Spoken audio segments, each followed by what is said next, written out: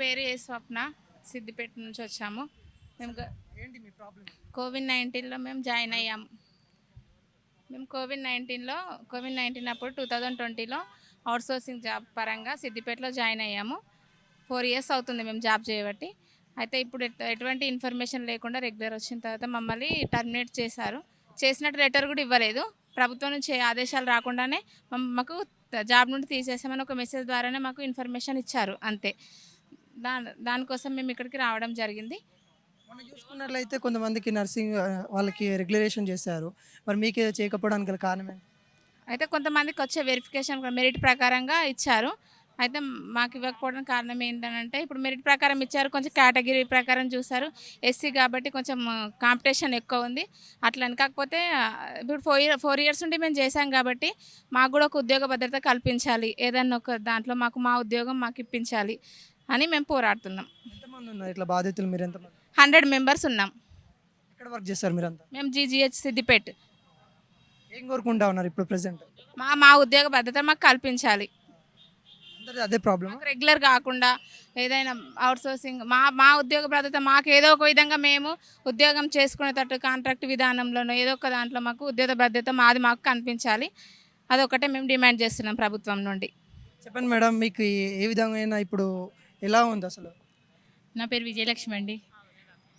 2020లో మేము జూన్లో రిక్రూట్ అయినాం సిద్దిపేటలో. ఆ టైంలో ఎవరు కూడా చేయలేదండి.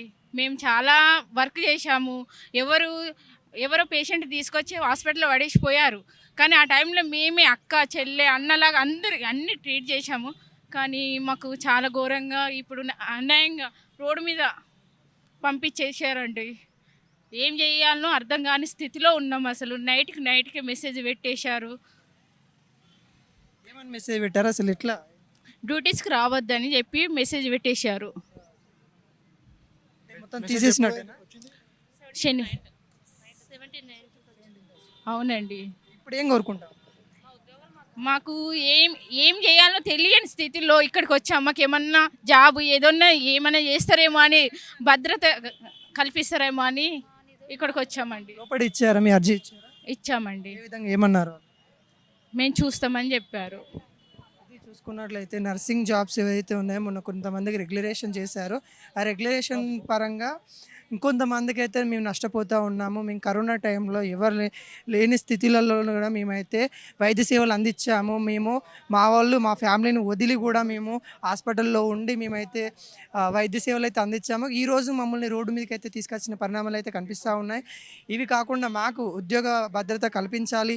మాకైతే ఇప్పుడు ఏదైతే ఉందో గతంలో ఉందో ఆ జాబ్లే మాకు ఇచ్చేసి, మాకేం రెగ్యులరేషన్ చేయమని అడగట్లేదు, ఉన్న జాబ్లే మాకు ఇచ్చేసిన తర్వాత మాకు ఉద్యోగ భద్రత కల్పించండి అని కోరుకుంటా ఉన్నారు.